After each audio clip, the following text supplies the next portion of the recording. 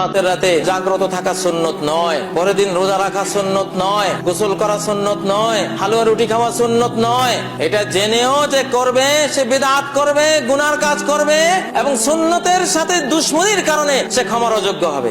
শবে বরাত উপলক্ষে আনুষ্ঠানিকতা করা, সিন্নি দেওয়া, আপনার ওই যে আপনার কি হালুয়া বিতরণ করা, একটা জাল হাদিস বানাইছে যে নবীজি দাঁত ভাঙছে এই জন্য হালুয়া খাইছে, এই জন্য আমরা হালুয়া খাই।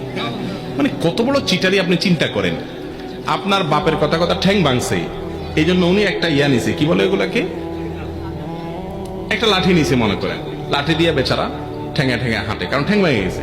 এখন আপনি বাপের ছেলে বলতেছেন, উফ আমার বাপের শত্রুর সাথে লড়াই করতে গিয়া ঠ্যাং ভেঙে ফেলছে, অতএব বাপের প্রতি আমি ভালোবাসা প্রকাশ করতে গিয়ে আমার ভালা ঠ্যাঙে আমি একটা লাঠি নিয়ে খোঁড়াইতেছি।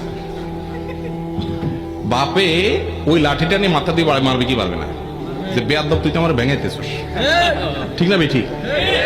তো যদি নবীজি দাঁত ভাঙিয়া হালুয়া খাইয়া থাকেন, তো আপনিও দাঁতটা ভাঙেন, ভাঙিয়া হালুয়া খান।